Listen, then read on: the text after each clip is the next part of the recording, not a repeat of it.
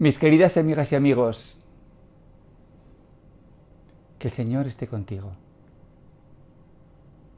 Vamos a rezar un segundo en el nombre del Padre y del Hijo y del Espíritu Santo. Amén. Ven, Espíritu de Jesús, Espíritu de bondad, de calma, de profunda sencillez, de gozo, de serenidad, de ternura. Ven sobre nosotros en este momento santo. Manifiesta tu belleza y tu poder en nosotros. Acude a nuestro clamor.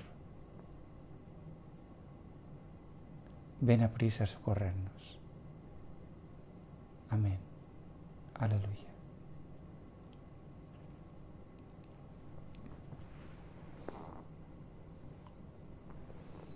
En la charla anterior os hablaba de la ética de la ley. Ética como estilo de vida o como manera de vivir. Y detrás de la ley pues está Dios, sobre todo en lo que leíamos del Decálogo. Y Dios se manifiesta como el que revela una serie de preceptos y una serie de mandamientos que rigen y regulan la vida del pueblo de Israel, y que no solamente acabó ahí la cosa, porque tú y yo, cuando íbamos al catecismo, a la escuela, pues también aprendimos los 10 mandamientos, y cada vez que nos confesamos, pues hacemos como un examen de conciencia sobre esos 10 mandamientos, de manera que no acabó la cosa, ni mucho menos con los israelitas, sino que también nosotros, el nuevo Israel, pues hemos recibido este legado, ¿no? El Decálogo, los 10 mandamientos. Pero veíamos también las limitaciones, la incapacidad de la ley pues para sanar, para curar, para redimir, para regenerar el drama humano.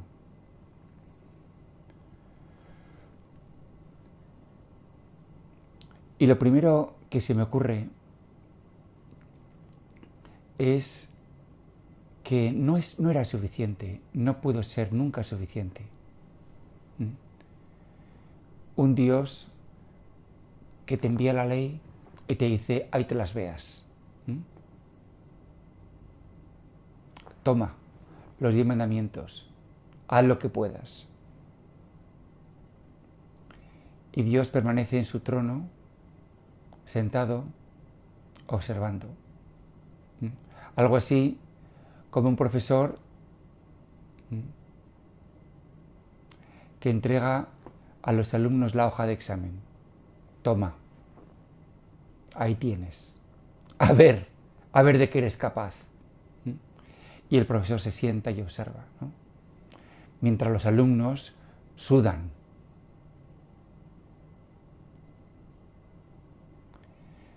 No era suficiente, como digo, esa actitud. Por eso era necesario que Dios tomase parte, se implicase, se mojase, como decimos también, se pringase en el drama de la humanidad. Y esto nadie mejor que el profeta Isaías lo revela en el precioso canto del cuarto siervo de Yahvé, capítulo 53. Dice, creció como un retoño delante de él, como raíz en tierra árida. Varón de dolores y sabedor de dolencias. Y con todo, eran nuestras dolencias las que Él llevaba y nuestros dolores los que soportaba. Nosotros le tuvimos por azotado, herido de Dios y humillado. Él ha sido herido por nuestras rebeldías y molido por nuestras culpas. Él soportó el castigo que nos trae la paz, y con sus cardenales hemos sido curados. Yahvé descargó sobre él la culpa de todos nosotros. Esta es la lectura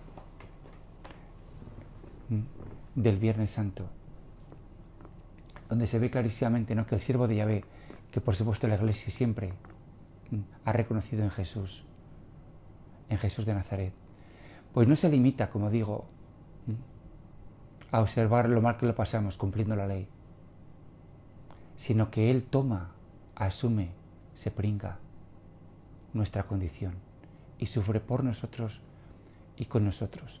Por tanto, la ética de la redención, de la que yo quiero hablaros hoy,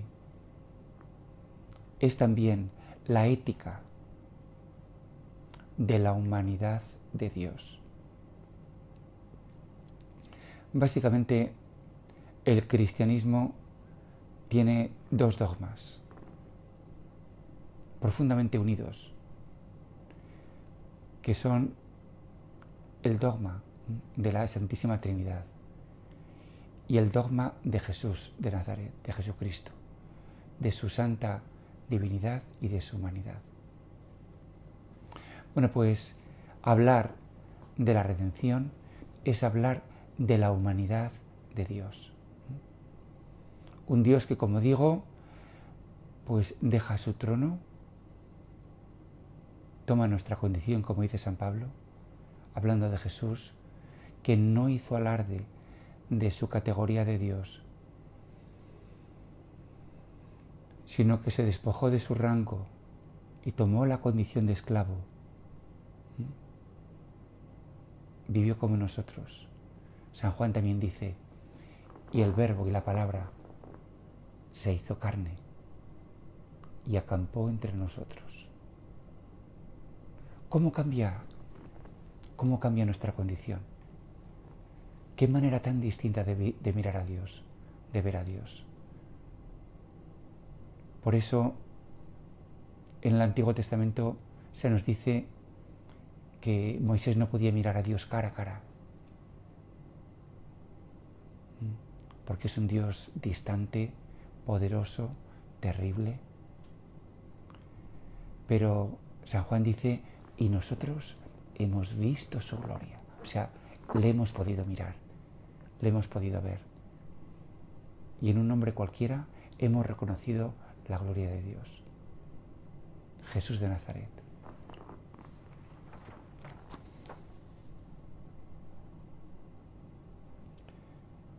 Esto también es lo que nos dice Jesús en el momento en el que instituye la Eucaristía. Tomad y comed, que esto es mi cuerpo.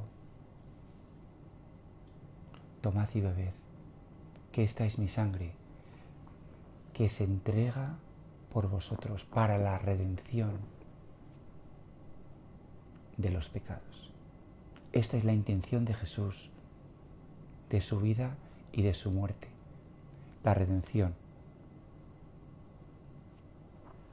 De modo que el ser humano, cada uno de nosotros, pudiera ser liberado de la maldición, como diría San Pablo, de la maldición de la ley, de la maldición del mundo, de las fuerzas cósmicas, de la sociedad, de todo aquello que nos oprime, de todas las cadenas del pecado.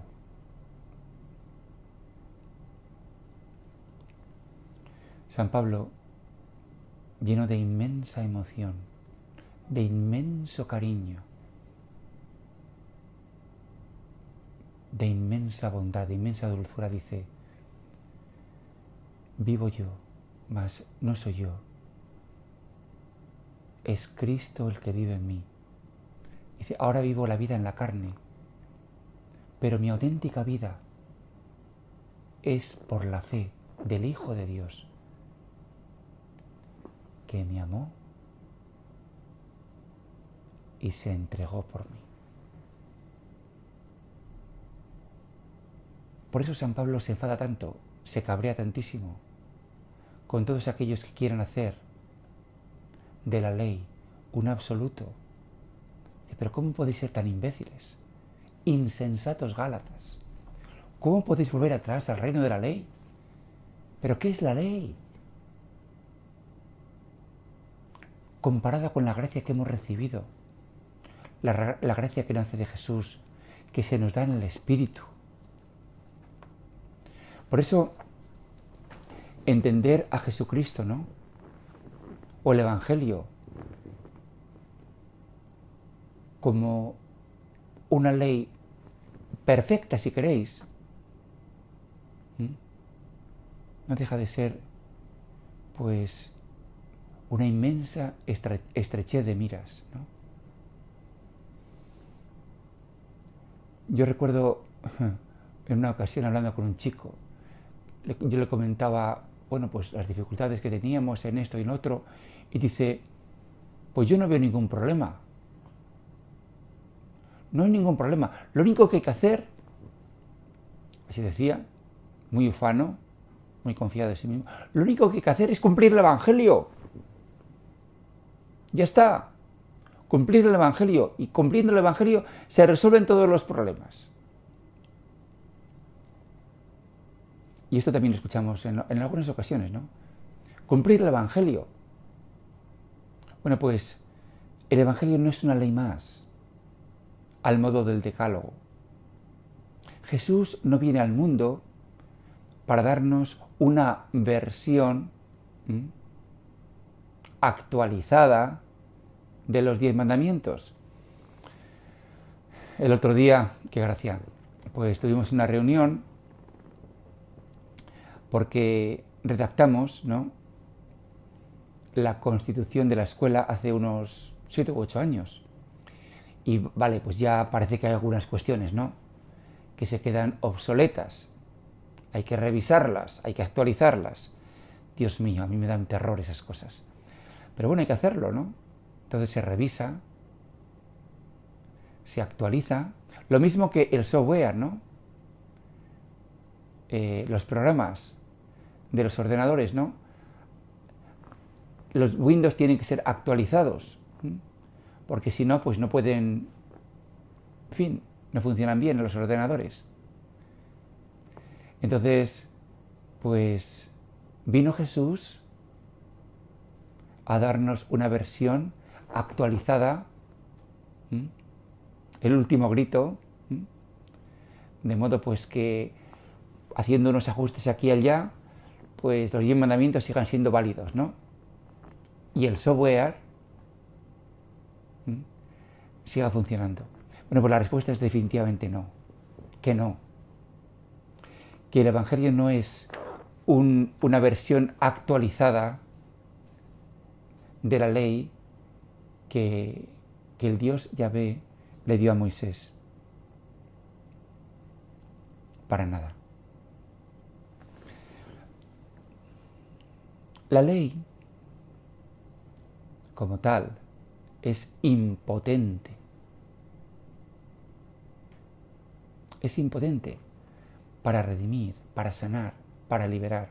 Pensemos, ¿no?, en aquella mujer que hablábamos en la charla anterior, ¿no? Aquella mujer que la pillaron en flagrante adulterio, ¿no? Pues posiblemente aquella mujer, ¿cómo no?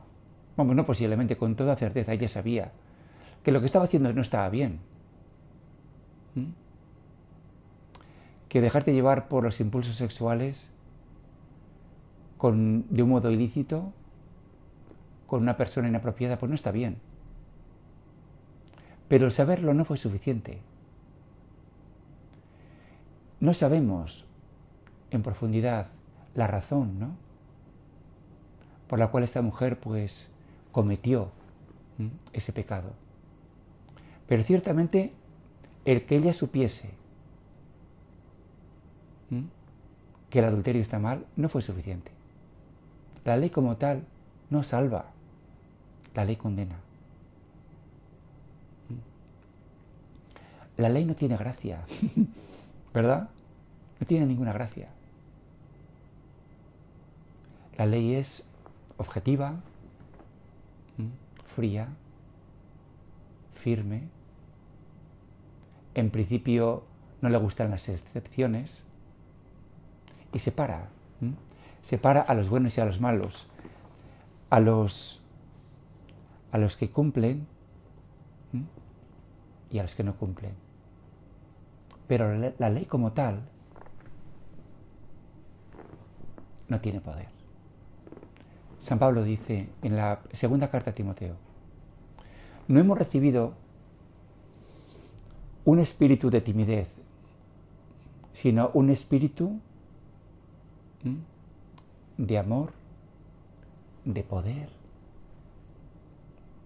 y de autocontrol. Esta es la gracia. Esta es la salvación, esta es la liberación, esta es la redención, poder.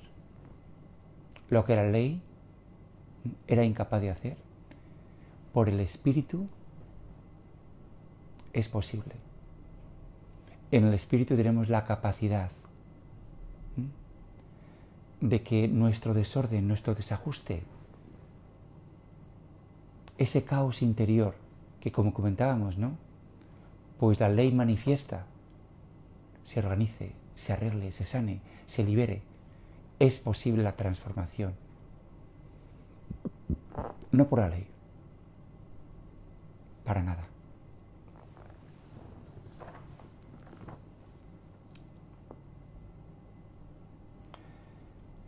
San Juan lo manifiesta de una manera muy intensa, ¿no?, cuando habla de vida. Vida. Dice San Juan, y lo pone en palabras de Jesús: yo he venido para que tengáis vida, y la tengáis vida, y tengáis vida en abundancia.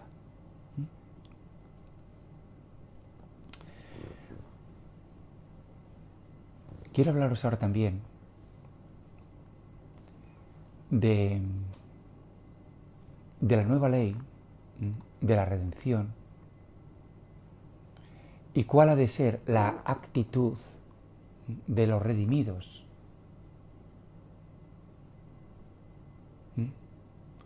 ante el resto de los seres humanos, incluso de los pecadores. Como hemos comentado muchas veces, la ley, por definición, tiene que separar, tiene que dividir entre buenos y malos, tiene que separar el bien del mal. A los buenos los premia y a los malos los castiga, como decía antes en el catecismo, que premia a los buenos y castiga a los malos. La ley es así. Pero la gracia no es así, la redención no es así, la salvación en Jesús no es así.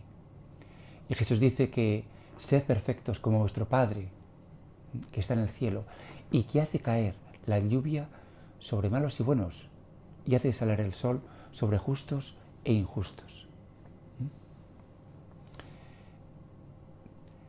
Desde la gracia, desde la salvación de Jesús, esa línea divisoria tiene que desaparecer. Y esto nos produce tensión. San Pablo utiliza una expresión que es muy interesante. Dice: Dios puso a todos bajo el dominio del pecado para poder compadecerse de todos. En la carta a los Romanos, San Pablo hace una profunda argumentación para decir que ni los judíos que tenían la ley fueron justificados por la ley, ni tampoco los gentiles. De modo que todos, sin excepción, han pecado y están privados de la gloria de Dios. Con esto nos quiere decir San Pablo, no que todos seamos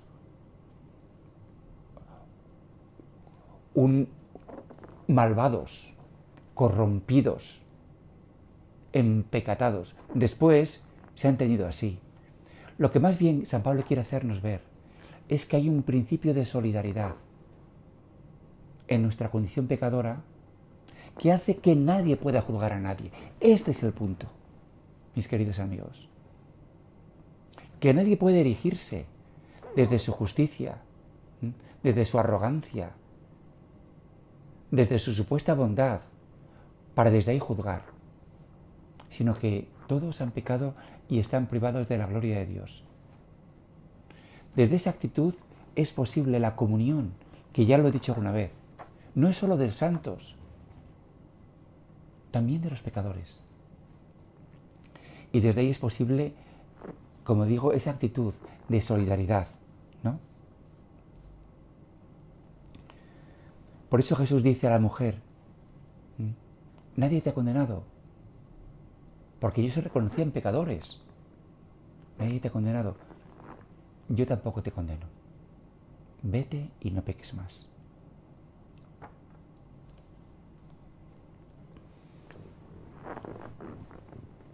Todo esto lo escuchamos con mucho gozo.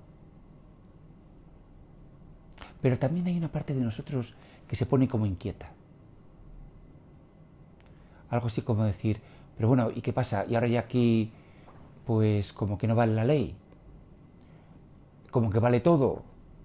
Como que muy bonito. Pues sí, me encanta esto que dices, de que Dios nos quiera a todos igual, a los buenos que a los malos, pero ¿qué pasa? Que ya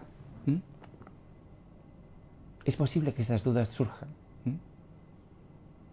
Y con razón. Y en este momento quisiera centrarme en el hecho de que los cristianos vivimos en una inmensa complejidad, en una inmensa dificultad. Porque por una parte vivimos en este mundo de pecado, en este mundo caído, y también vivimos en el reino de los cielos, como Jesús. Y sería más sencillo vivir nada más en uno de los dos solos. Vivir nada más, por tanto, por ejemplo, en el reino de Dios. Y pensar que el Señor me ha redimido, me ha salvado y que todo el mundo es bueno. Y que si creo en el Señor, pues no veré más que belleza y bondad a mi alrededor. O también puedo pensar, mira, realmente este reino de Dios existe aquí en la tierra y existe en mi grupo, en mi comunidad, en mi parroquia. Y fuera es el mundo salvaje, el mundo impío, el mundo de pecado. Pero gracias a Dios, pues en el grupo, en la parroquia, en la comunidad, ahí sí que podemos vivir al Señor y al Espíritu. Bueno, pues esto es interesante. Descubrir que en el mundo empecadado, fuera existe el pecado, pero también existe el pecado dentro.